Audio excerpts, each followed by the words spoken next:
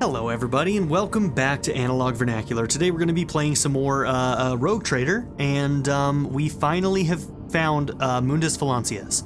So Mundus Valancius is where our capital is. So we found our next destination for main story stuff. So we're going to start making our way there a little bit. And yeah, I guess we're going to start here with the Crossroads of 100 Dreams. Lord Captain, I hasten to report the disturbing news brought to me by the machine spirits of the ship. The matter is extremely delicate and concerns Lady Cassia. You see, since her first day aboard, her presence has been a disturbance to the crew's way of life. If you'll allow, I've prepared a detailed report.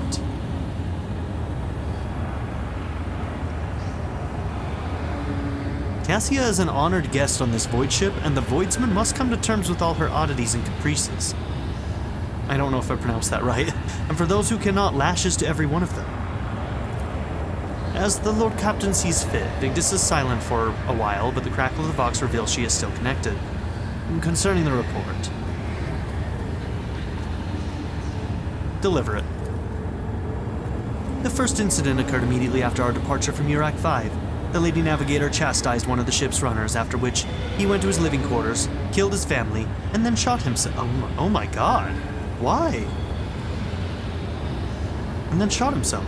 The second incident was noted while traversing the warp. The Lady Navigator gave the pilots the wrong instructions, and the void ship was thrown off course for a matter of minutes, but this was enough for the forces of the Imperium to anger the machine spirits enough for them to start a fire in the service bay. After that, officers living near the Lady Navigator's quarters began to express extreme emotions. Oh, he went and did that because the emotions transferred to him.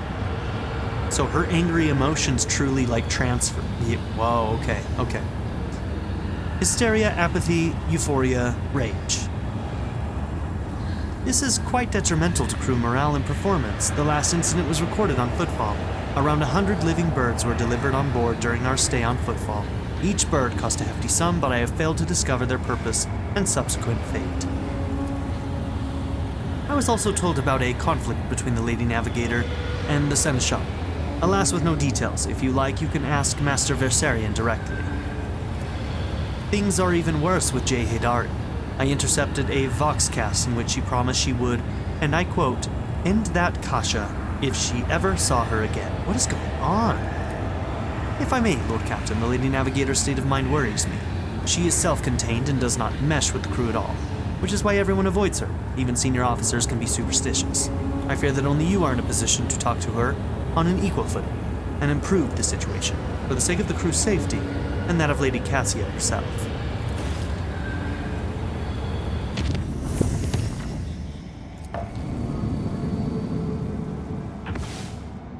Ooh. Okay, dangerous pathway going that way. Let's go to the bridge for a minute. Sounds like we might need to go and talk to Cassia.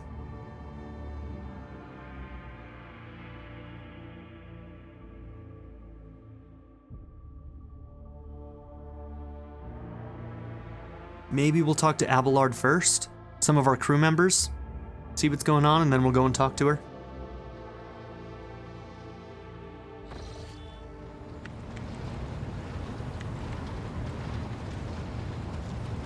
Lord Captain? I hear you and Cassia exchanged words recently. What happened? And who brought this piece of news to you, I wonder? Then again, I have nothing to hide from you. Of late, the helmsmen have been going off course with increasing frequency, and the reports are full of contradicting accounts. The problem continued, even after several demotions were handed out, so I took it upon myself to investigate. I was astonished to learn that our Lady Navigator has been amending entries in the ship's log, and the officers have been keeping silent on her orders.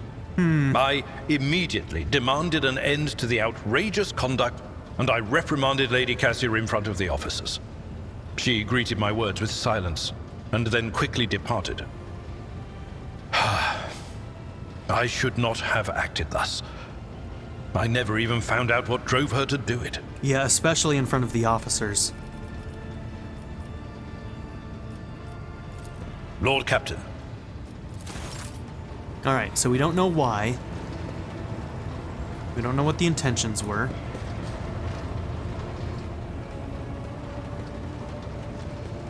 while I'm here, let's check,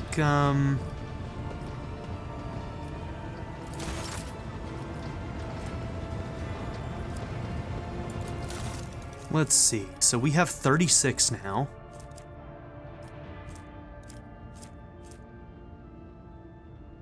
Elite Chainsword.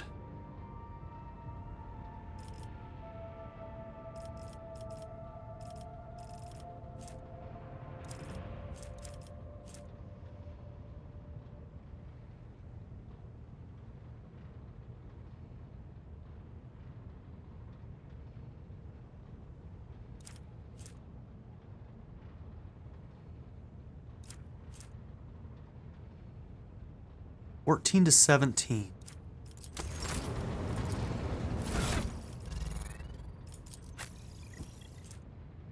It would be an upgrade for you.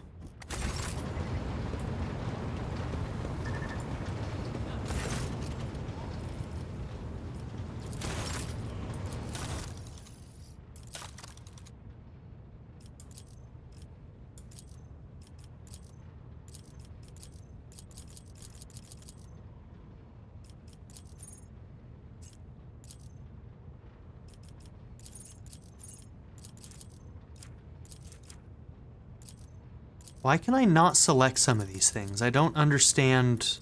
Like, this has got to be a bug of some kind, right?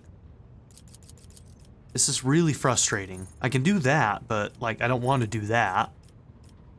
But I can't make smart choices because it won't let me select anything. Like, this thing is completely bugged. The scroll wheel doesn't work here. I can't click any of these. Like, what is the deal? That is so frustrating.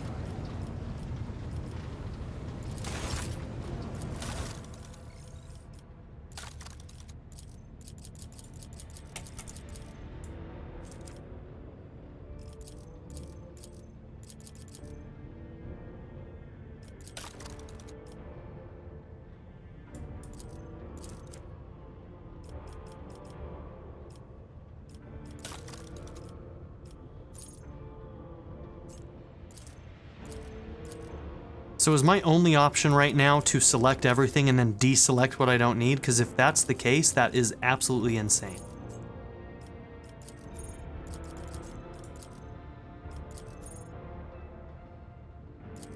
I might have to look this up, see if there's a fix to this bug. Assuming it is a bug. Okay, have we cleared it? Are we good now? Can I just do this? I don't, what is happening? That is, all right, anyways. Let's not fret. Okay. So holy gifts and jewelry and ship components.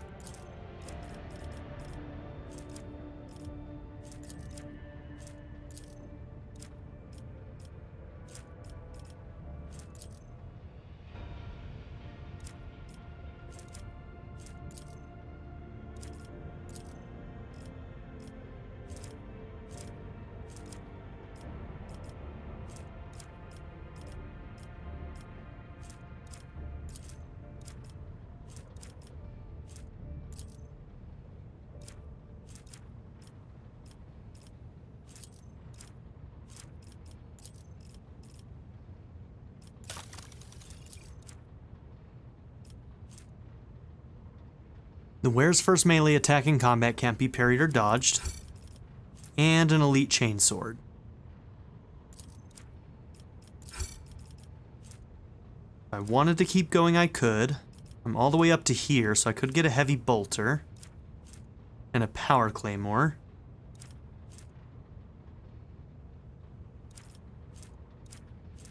Okay, so we can get things up to rank 4 here.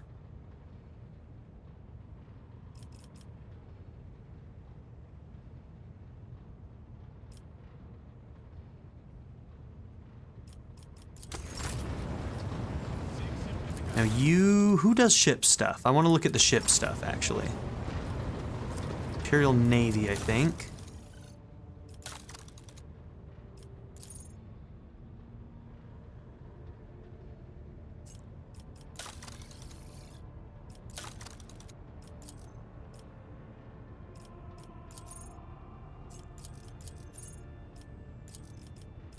Alright.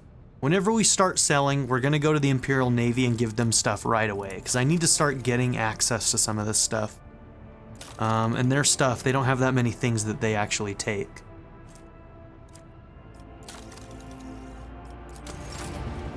Okay.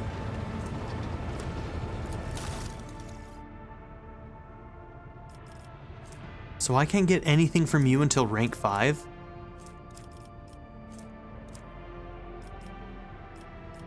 Okay, I guess we'll ignore you for a while, because...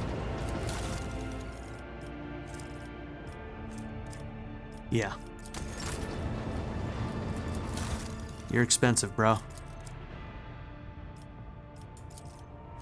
Eldari plasma grenades, we'll go ahead and pick those up.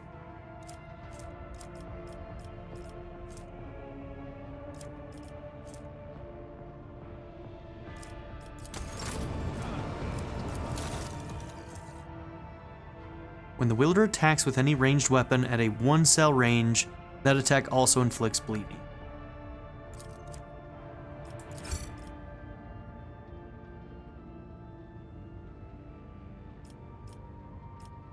Okay, we can't get anything with you until rank 4.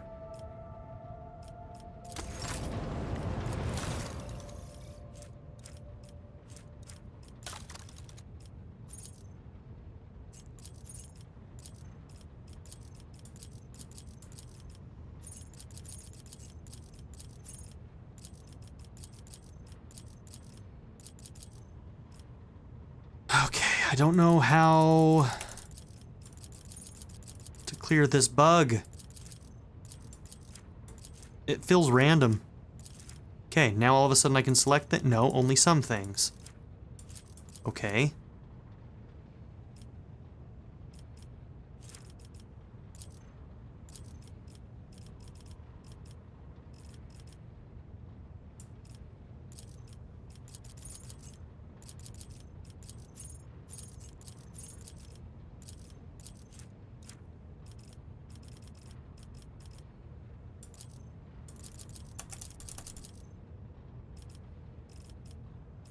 Alright, I'm gonna take a minute to see if I can find somebody else who's experiencing this.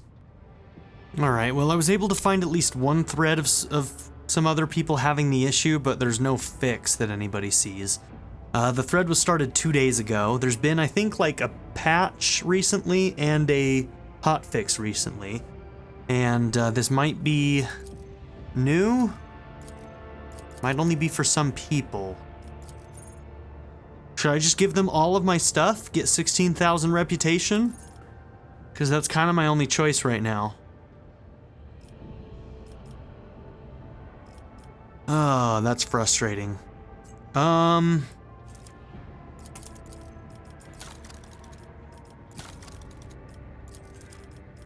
that fix the issue, switching over to this panel? Can I still click that and then go? I think that's the fix. So if I switch over to this and then switch back, I think I can do it. Hide untradeable. Jewelry, ship components, uniform, armor.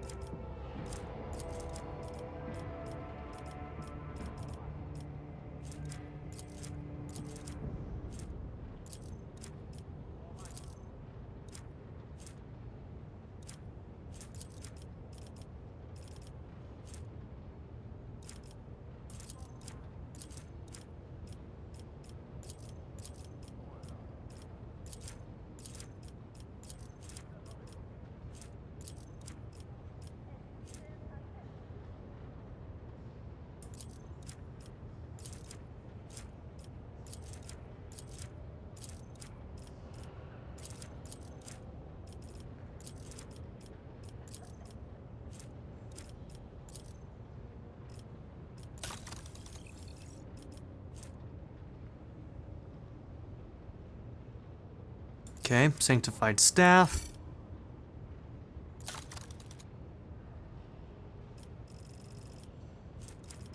Why is there no sorting for this? Like, seriously, all they have to do is actually give us an option to sort by what has the highest reputation. Like, did they really not think that that was a thing they should have done?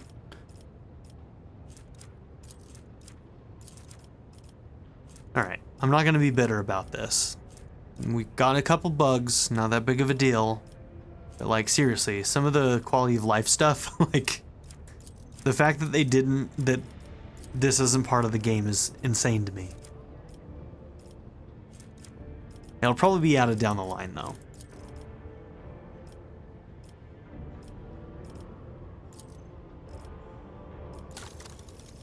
Cloak of Retribution. Gains plus 15% bonus to damage against enemies that dealt damage to the wearer this round.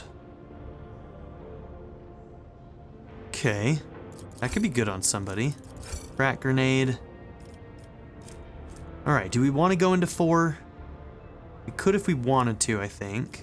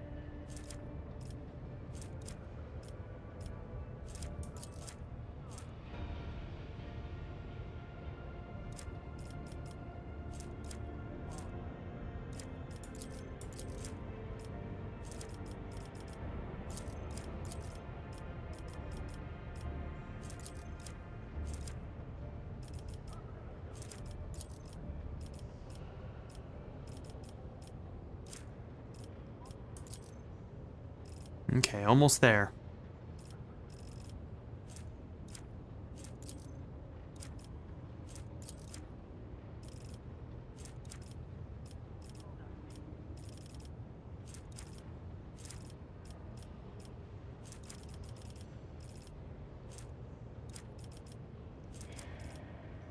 Okay, we're pretty much out of the stuff that gives 150 or more.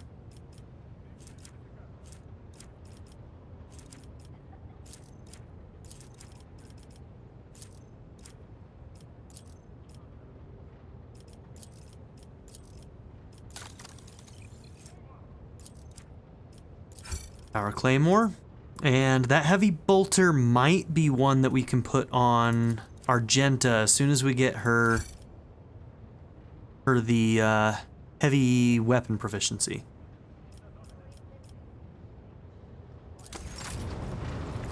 Okay. Well, we found a workaround for the bug. It's a weird bug, though.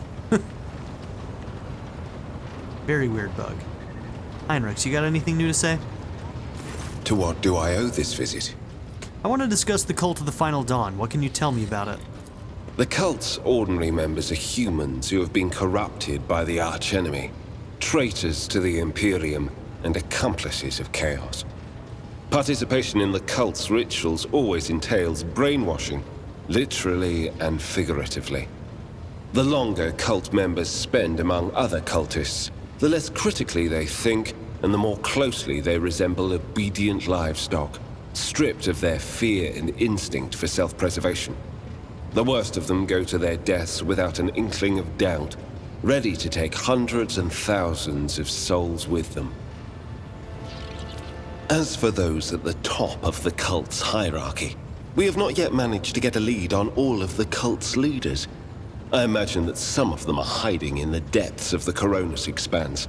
But those who are orchestrating the fanatics on nearby worlds are hiding very well indeed. Or receiving protection from above. What do you mean by that, protection from above? Governors, commanders, rogue traders. History is full of those who neglect their duty to the Golden Throne and seek allies in the wrong places. You seem to have been investigating this cult for some time. We discovered the first traces of it as soon as we arrived in the Koronus Expanse. Since then, the more we learn, the better we see just how far the roots of this blight extend. Destroying individual cells is pointless. We must cut this beast off at its head. Okay, and what specifically is your mission? I need to confirm the reports from my agents. According to them, one of the cult's leaders is in the Kiava Gamma segment, an industrial world within the dominion of the House Valancius dynasty. I hope you won't impede my investigation. I wouldn't dream of it. As you wish. Oh, that's so rude. You can hand Yrliet over to the Inquisition? Same with Adira.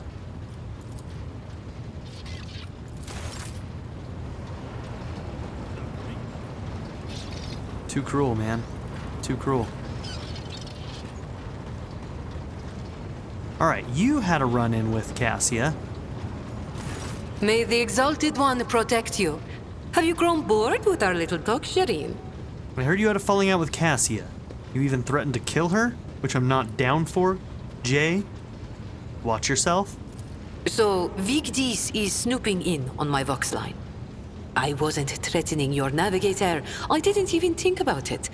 I was just relaxing in the good company of fragrant Amasak, sweet-scented Laho, and a handful of new friends from the upper decks.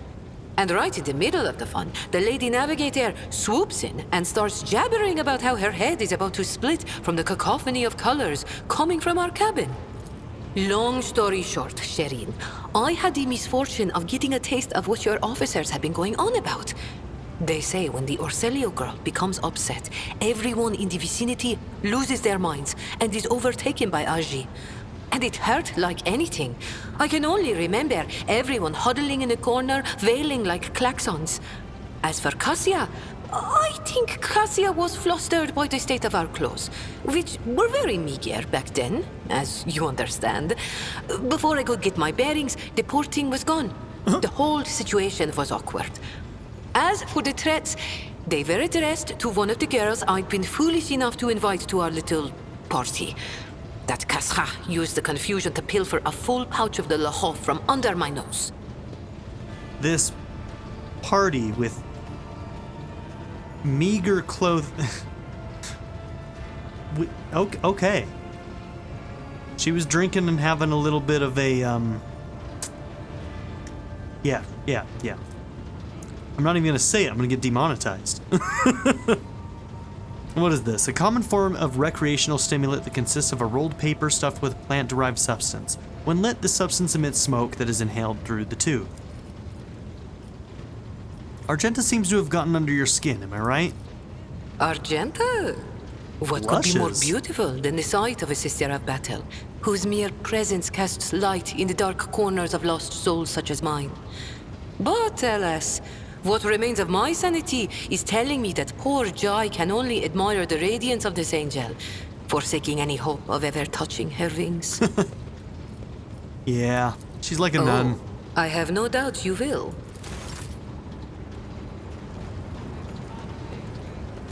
The Omnissiah knows all, comprehends all. Strange messages have been appearing in the ship's log. What do you know about this error? This statement is true.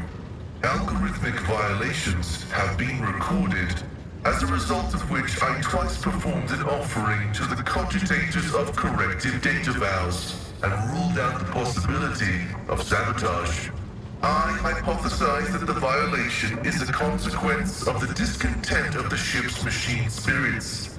I recommend a procedure of placation of the honored spirits for the glory of the Omnissiah and the steel angels sent by him. May your labors be effective and fruitful.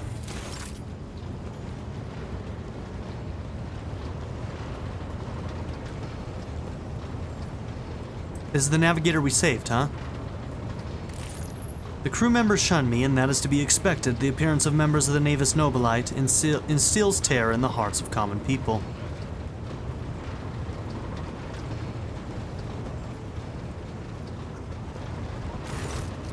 When Adira sees you, her lips curve into a smile and she nods at something over your shoulder. Okay, nothing new to talk to her about.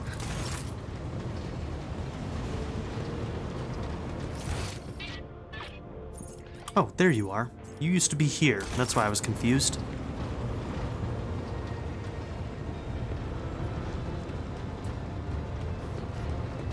Hello, Talk.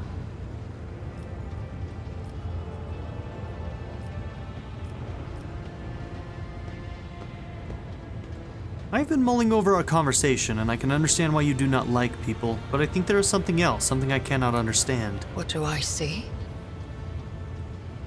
Your words ring with the desire to know the soul of another. You and I, Elantark, look at this world in very different ways. And I see many more facets, and deeper meanings, and brighter colors in it.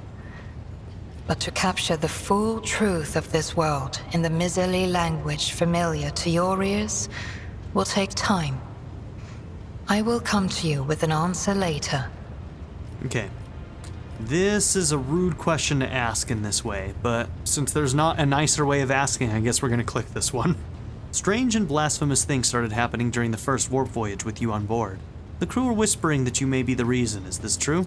The minions of She Who Thirsts could sense my soul behind the thick walls and thin veil that separate your fragile lives from the roiling fury outside.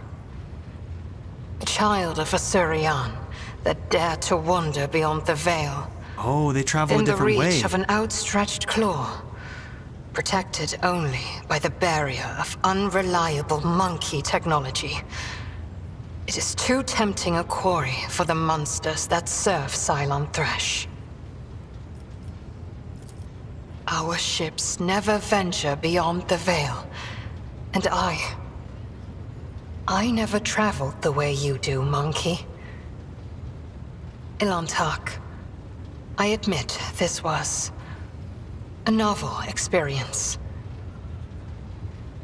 I lost composure, let dismay into my heart, and almost strayed from the path. This moment of hesitation drew the attention of She Who Thirsts. But I summoned my will and used the knowledge of meditation to achieve balance, and hide my soul behind an impenetrable wall of resolve. Future journeys beyond the veil will still be difficult, but I will steel my heart and not let the hounds of Cylon Thresh pick up my scent ever again. Yeah, I don't know enough about the lore to know why specifically Cylon Thresh wants Eldari so badly, but interesting. She's like a beacon to Cylon Thresh.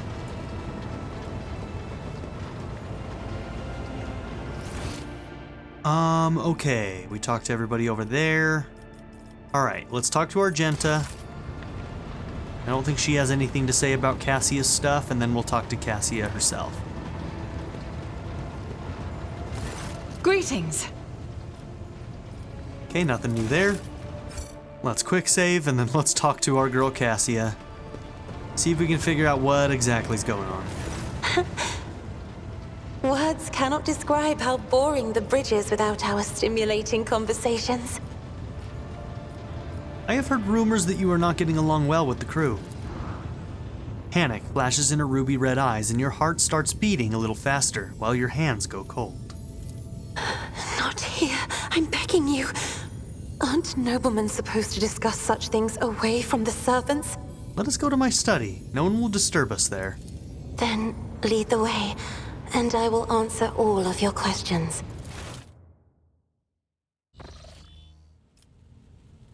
What is it you wanted to talk about, Lord Captain? I have nothing to say to your unfounded accusations about my conflicts with the crew. I cannot recall my having a single quarrel with any of your people during my entire time aboard.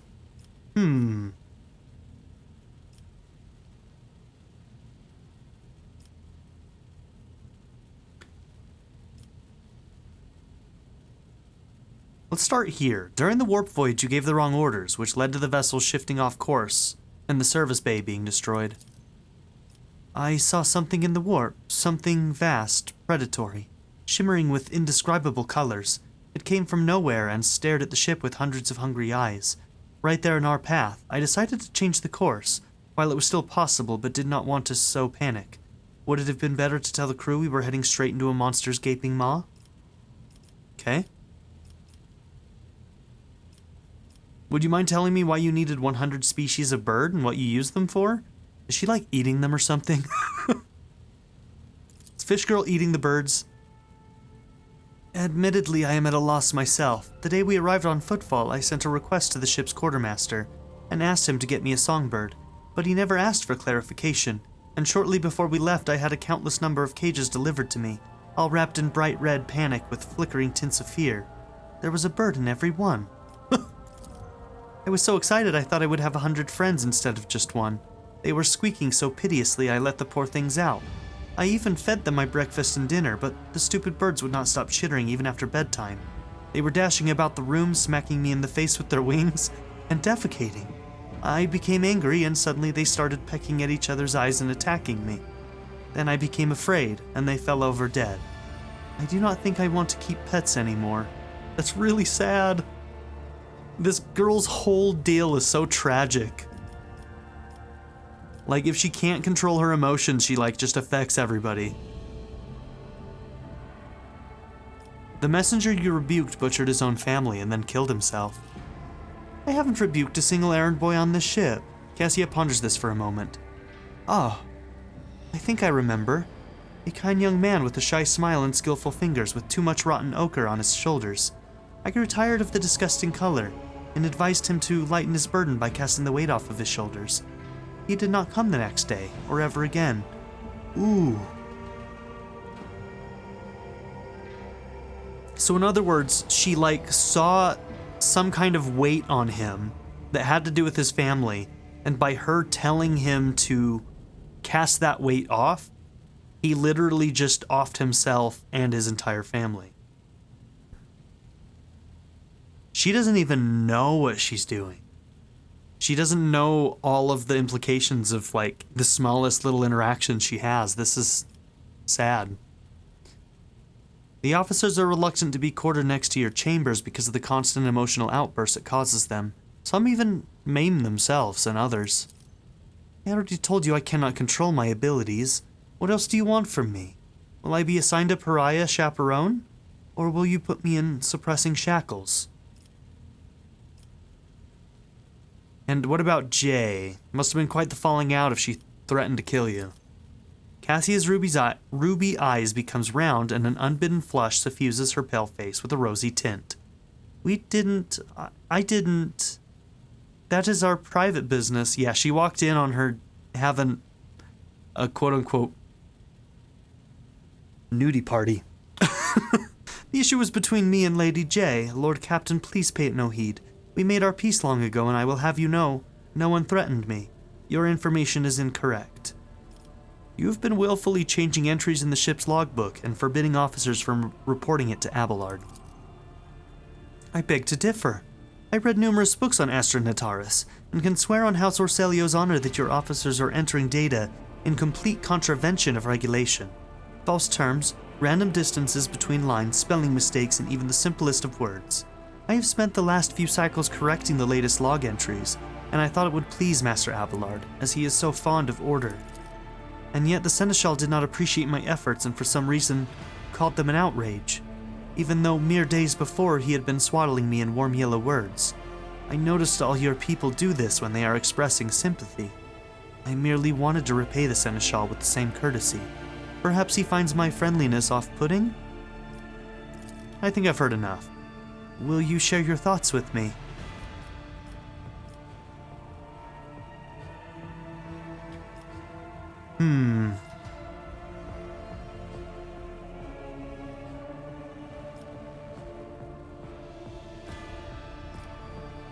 We're gonna go with 2.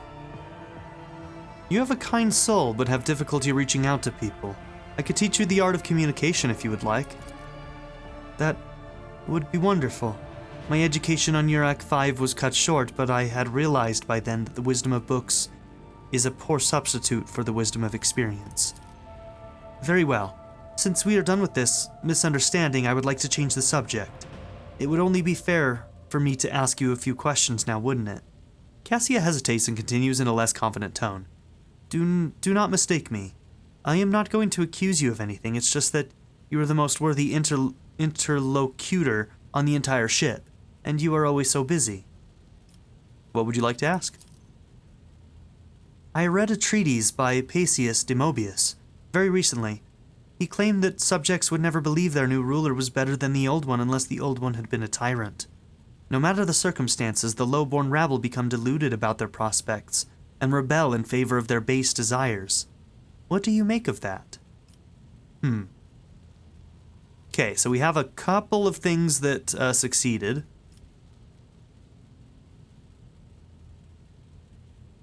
So we can go commerce. Ingratiate them through money. Your interpretation of this classic text is not correct.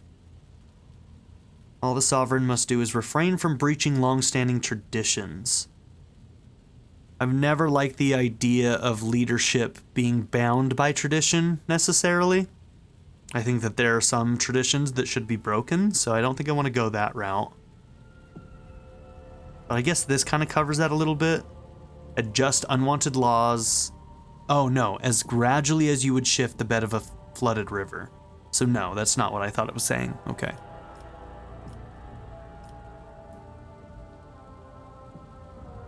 Okay. Expectations of a leader to abuse power and to bless their babies. Succeed at both, and boring essays become unnecessary.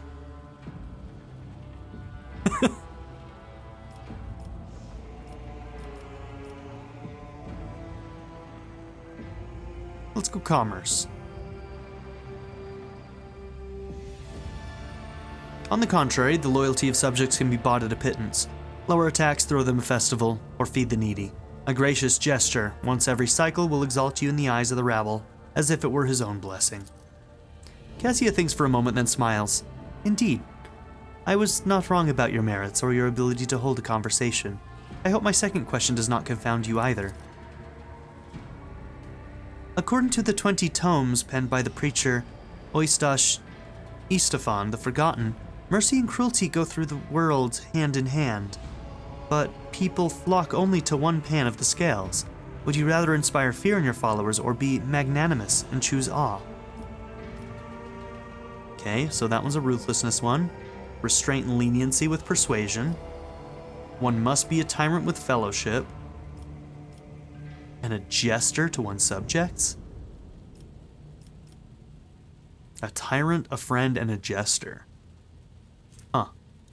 99%.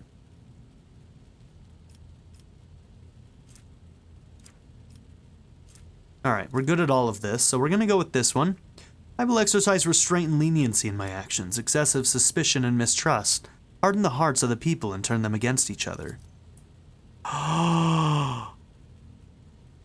Wasn't that a 98? It's a 94 and we rolled 97. Bro. You may be right. It seems that Cassia did not appreciate your word. That is... Oh, I'm mad about that one. I'm upset about that one. How dare you? How dare you roll against me? This is my fish girlfriend. This is my mer queen. How dare you? We may not think alike, and I do not always understand your motives, and yet, may I be candid with you? Please do continue. I must confess that sometimes I can hardly bear the burden the house has placed upon me.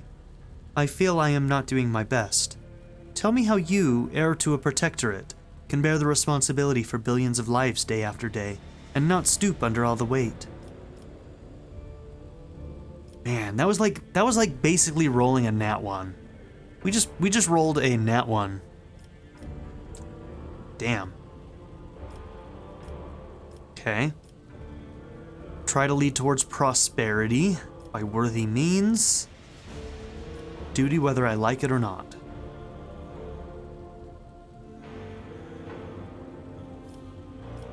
It is not always easy, but I try to lead the dynasty towards prosperity by worthy means. Thank you for your patience. You are helping me to see the world in different colors. A novel experience for me. Our conversations hold a special place in my heart. Allow me to bid you farewell for now. I am heading back to my chambers to consider today's conversation. Okay. Interesting stuff. So that was actually like a full-on companion quest for her. I'm so mad about that roll. Frickin' 94 and we rolled a 97. That hurts.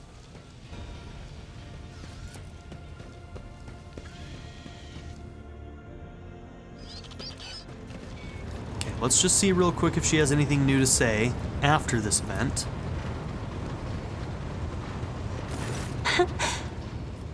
Well, I have enjoyed... The answer to that is no.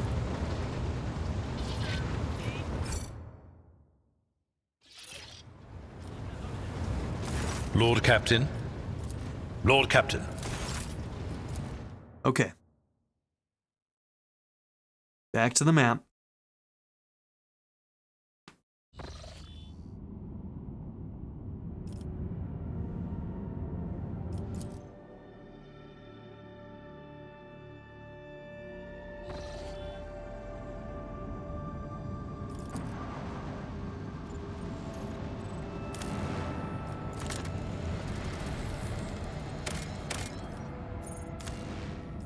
Okay, Phlogiston.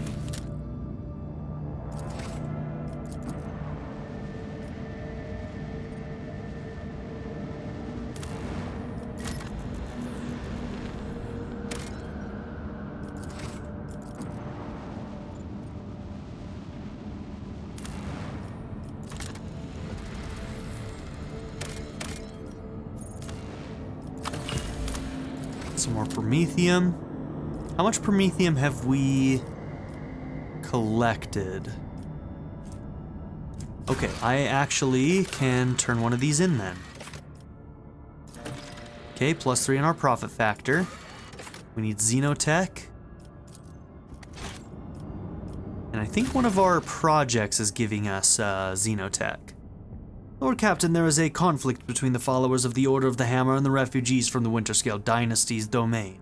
An argument broke out near the tomb of the ascetic Nicomedes Cephas, and the tomb was damaged in the fray. The pilgrims revering Cephas's rival, Philopomenes of Malpi, claimed Cephas to be a thief who had stolen the relics of St. Cognatius and disturbed the sacrament of his resting place to sate his greed.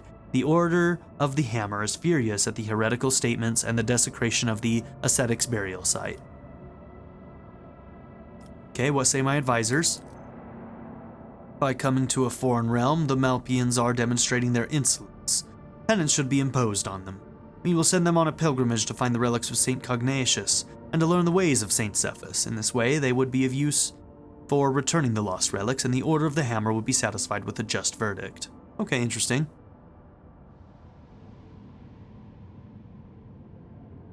So send the Malpians on a pilgrimage. There was a similar case of belief dispute at the 5th Ophelian Cathedral, and the conflict between the two cults was resolved in sacred duel. 20 champions from each side came forward, both sides vowing to accept the victor's teachings if they lost. I propose to invoke the cathedral's edict and settle the dispute in the same way. They believe that their faith is superior, then let them prove it. Subject them to a severe test of faith. If they survive it, they will have proven their steadfastness. Even if the Order of the Hammer does not accept their arguments, it would be easier for them to recognize the newcomers' right to interpret the way of St. Cognatius if they prove it with their own blood and pain. Okay. Okay, who is this person? Saint Nicomedes is a missionary who arrived at the Expanse alongside the founders of the Order of the Hammer, offering them valuable guidance for colonizing Foulstone. He converted many of the worlds to the Imperial Creed, but his most famous feat was the search for the burial site of the legendary preacher St. Cognatius, who conquered the Expanse thousands of years ago, leaving behind scores of relics. Cephas was able to track down some of those relics. The Order has named after the power hammer of St. Cognatius, Pious Charge. Okay. From the Winterscale, I'm not going to read through all that. I think I'm going to do Heinrich's. Let us send the most zealous ones on a repentant pilgrimage to retrieve the relics. They will not cause us any more trouble. They'll either succeed or they'll die trying. Several thousand refugees have been sent on a pilgrimage of penance to search for the relics of St. Cognatius. Many believe that it was just a way to get rid of these inconvenient people. The Order of the Hammer thank the Lord Captain for their protection and staying true to their agreements. Okay. Profit factor goes up. Holy gifts. Security goes up. Alright. So this unlocks our rank 2.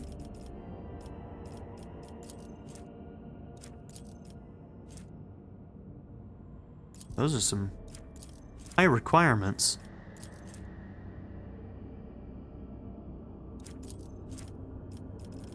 Okay.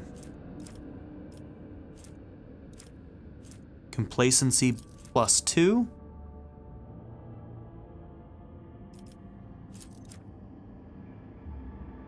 Reputation with the Fellowship of the Void.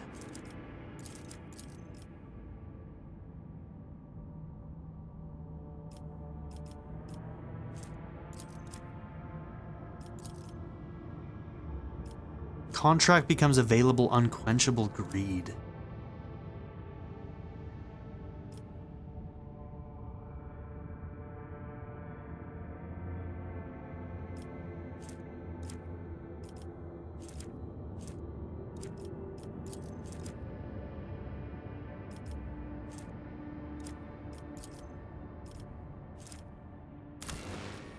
Let's get complacency up. There's not any other benefits, but I think in the long term that might be good. Touched by holiness, Saint Cognatius left behind many treasures that are now coveted by powerful men and women. Rogue trader Incendia Corda possesses the shards of a priceless combat tool, bearing the saint's fingerprints. Formally reclaiming the relic via the Adeptus Administratum will be a bureaucratic war, requiring influential allies, and nothing short of an army of clerks and scribes, but if it is passed into the safekeeping of monks in the Order of the Hammer, it will be a great triumph for the faithful. Okay. Oh, this one's done too. Your lordship, there are alarming reports coming from Janus. A number of strange mutations have been spotted among the population in remote agri-complexes. Aside from the obvious disfigurement and the subsequent estrangement, these mutants, called wretches by the rest of the colonists, are coming together to practice a primitive form of religion involving ritual worship of the land. While they display no disobedience or hostility, their very existence is concerning. Honestly, that could welcome chaos back in, possibly. The Janus nobility humbly await your decision. Okay, what do my advisors have to say? I saw your agent's Pict recordings. The sign of these Monkey leave behind their idols. I cannot deny a pathetic, though extremely abstract, connection to the symbols of my people. Their guttural prayers echo the sound of the children of Assyrian speech. The probability of them having come into such close contact with our civilization is non-existent, yet they are still somehow connected. Protect these people, resettle them to distant abodes, where they will not be harmed for their peculiarities. And keep watch. Someday, the truth may be revealed. The blessed sanction of the Imperium does not grace these mutants, but nor does it declare their existence anathema. Should we sentence them without further study? There are mutants whose existence is fully sanctioned, such as Ogrins, Ratlings, Pariahs, Pelagers, Felinids, or Troths. Our library had many treatises on the Genetter's craft, and I could impart some of that knowledge to your servants, purely theoretical, of course. This mutation has not been properly studied and is missing from the catalog. I am not registering a basis for delaying the commencement of immediate genetic purification. I recommend launching a thorough investigation into the genetic makeup of this forbidden strain. Okay, what else do we know about the wretches? Their mutations cause the loss of skin pigment and the shedding of hair. The eyes of some have started developing a nictitating membrane similar to that of reptiles.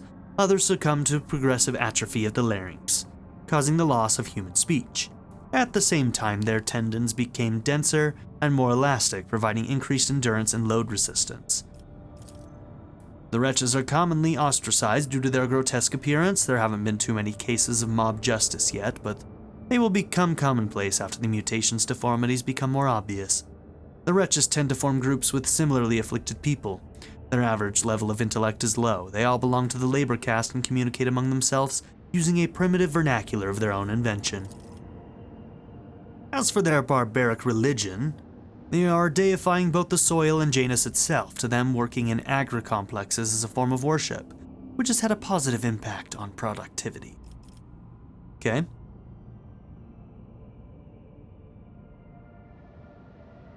Take the required amount of these sickly creatures for researching and let the others work. Cassia, please share your knowledge of the Genitor's craft with my servants. I hope that my house will not judge me for this. The wretches continue to toil arduously for the good of Janus. However, the leniency shown to the mutants may lead to dangerous consequences. Don't I know it? The rogue trader's servants graciously accepted information on the mysterious Genitor arts from Lady Navigator Cassia's own hands. They started an inquest to discover the nature of the mutant strain. The wretch's twisted flesh revealed its secrets on the autopsy table. Oh dear. Okay, complacency goes up. Profit factor. We got 1 xenotech. Oh, we have enough for the thing now. And we got provisions.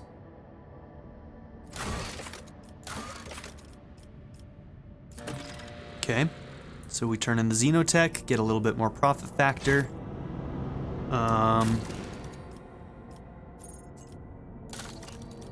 Okay. Well, we only have access to 1 thing in rank 2. So I guess the question is do we... Following project must be completed in the Protectorate. Giants?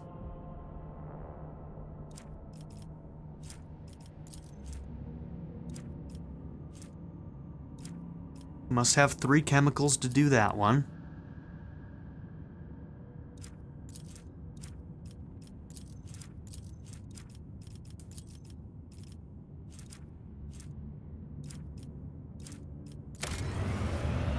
The secrets of the Winter Scales. Legend has it the House Winterscale holds the secrets of gas factoriums, workshops in which tons of organic raw materials pass through fermentation vats, hot rollers, and pressure exhaust to yield valuable chemicals.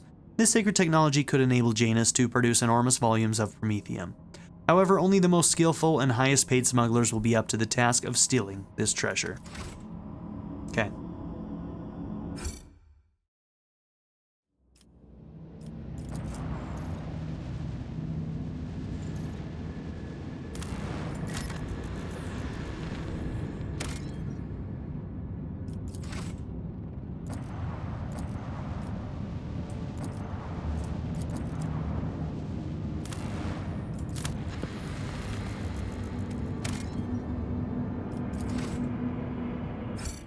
Okay, let's save before we go into this fight. A wave of angry whispers passes over the bridge as the archenemy's minions train their weapons on you and prepare to attack.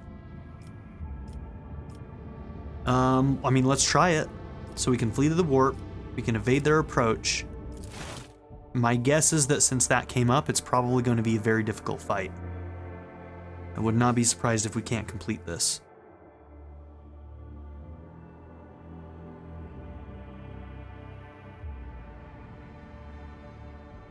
This void ship will not be defeated.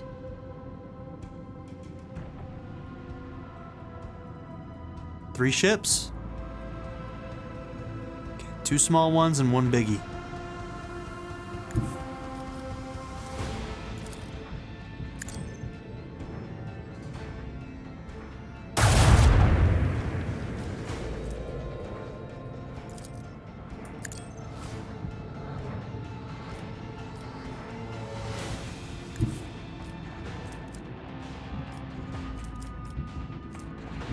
Ah, we're 1 short, huh? Can I get it there? Yes, I can.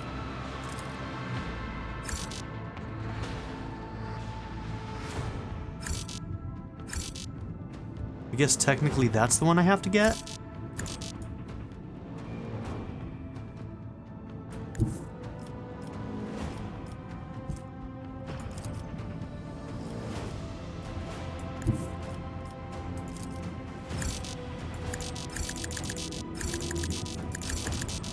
I don't know, I think that should count.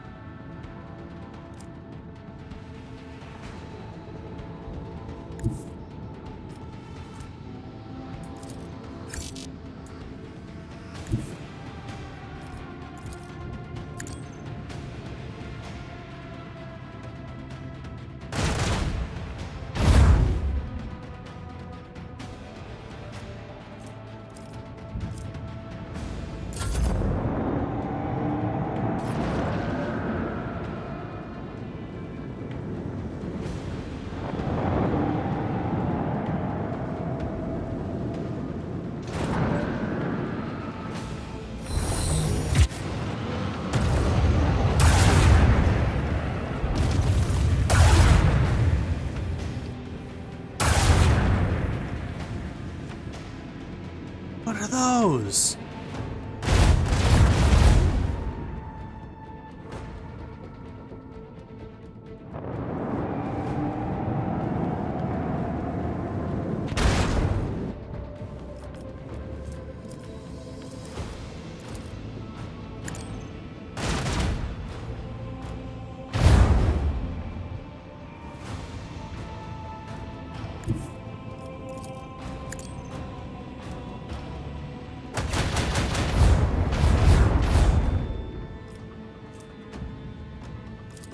Launch batteries. Volley.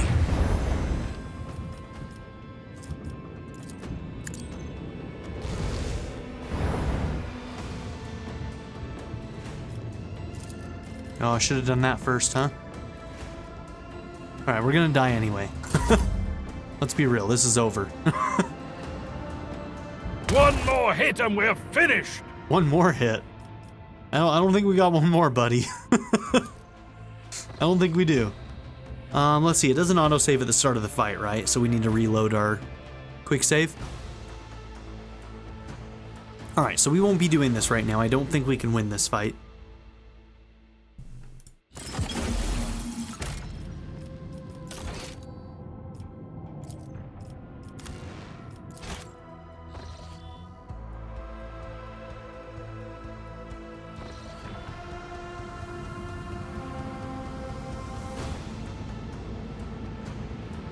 Okay.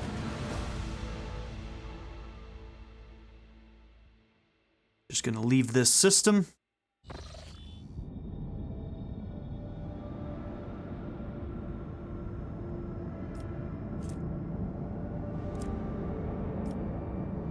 Okay, so that's a really dangerous path. It would cost us some stuff to make it safe, which we could totally do, but we might also be able to find some other pathway, so let's do this.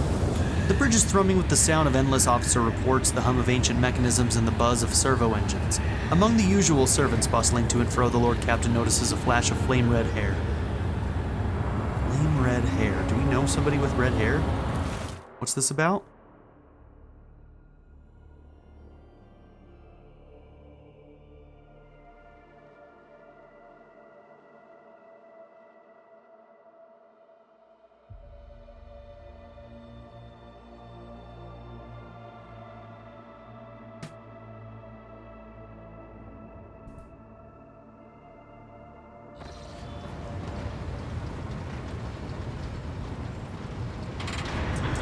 Okay. You posed a question to me not long ago, Elentok, and now I'm here to present you with my answer. With fluid grace, Yrliet emerges from the shadows of the Captain's bridge. Her face seems to glow under the lumen light, her expression slightly more pensive than usual. You have my complete attention. Then listen closely to my answer, Elentok.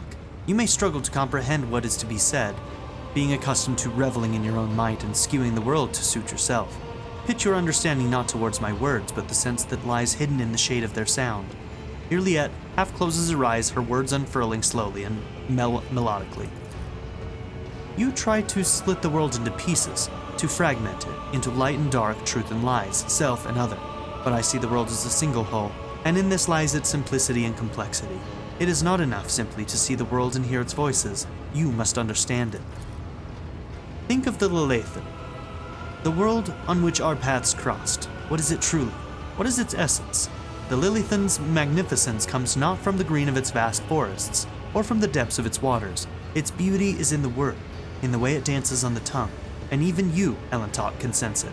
Try, say the word, slowly, delicately, casting aside all stray thoughts. Feel it, perhaps then you will see. Close your eyes, empty your mind, and speak the word. Leviathan. The world around you fades and your perception instantly narrows, coming to a single point of focus at the tip of your tongue. Lee? Your tongue delicately tickles the roof of your mouth and the sound slips along your throat with incredible silkiness, worming as it goes, like a sip of fresh recap. Lay. The tip of your tongue touches the same place again, and air softly rushes from your chest. The sound like the susurration of leaves as the wind weaves through a forest canopy. Then, Your tongue taps your front teeth and a gentle vibration spreads through your body, sending a shiver along your spine. Guarded interest gleams in Yrliet's eyes when your gazes meet again. I think I am beginning to understand. If your words are sincere, Yrliet, then you are capable of seeing more than you do now.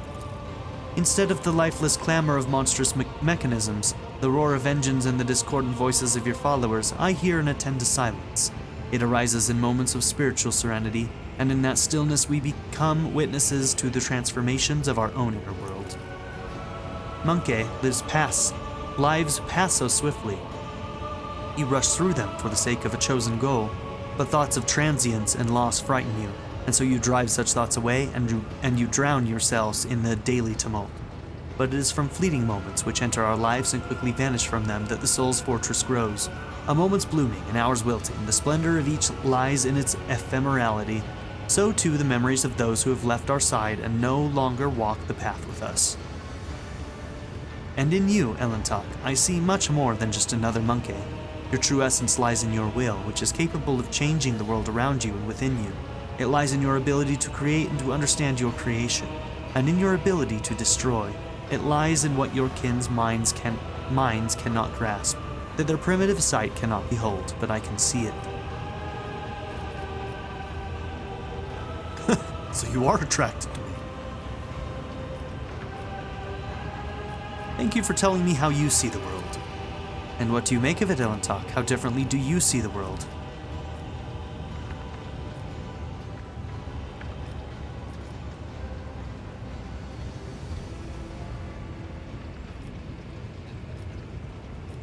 I also see something greater in the world around me, something deeper than the outer guise of things. And what does that mean? Yrliet asks, with all her attention focused on your words.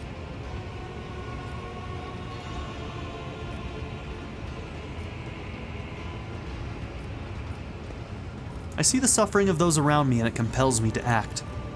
If you speak of our soul's ability to overcome hardship, then the experience of suffering does indeed become a symbol of our abiding strength and inner growth. It gives me hope that we can overcome life's trials. Yrliet says nothing for a time, silently watching you from under her half-lowered lids. Now that we have shared each other our truth about this world, I would like to know if your thoughts about me align with those of your kin, Yrliet, or if you see me differently.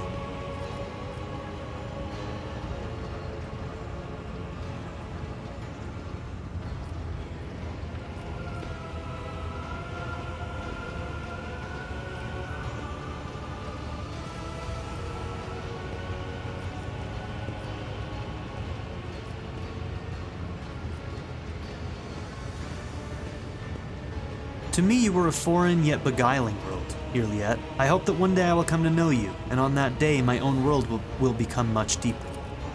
Yrliet goes still and looks at you intently as if seeing you for the first time.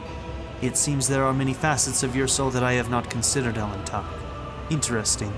I accept your answer and thank you for speaking with me. This is the first conversation on board this vessel that has truly brought serenity and joy to my soul.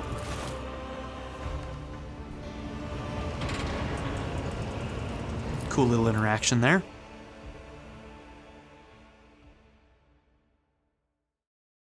Okay.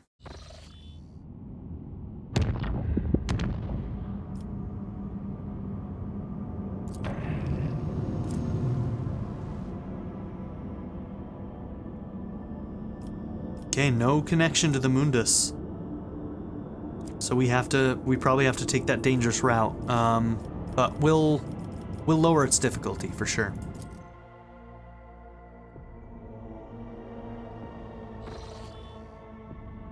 Alright, so we'll explore this system and then we're probably going to head over to the Valancius territory. So thank you all for being here. Don't forget to like and subscribe, and I'll see you on the next episode where we're going to do just that. Bye. I'd like to give a very special shout out to my patron supporters: Darren York, ZTD, Knife Namaste, Kyle the Monarch, Chris Murphy, JW, Quinless, Vlado101, Andy Ford, Bruce Wizzle, Black Mamba 90, Eureka Gecko, A Happy Fat Panda, Turkeyfoot 27, Pedo Kuto, Shadow Raven, Anna Kate the Great, and Nadia N. If you would also like to join this tier or any others, check out my memberships or my Patreon in the description down below.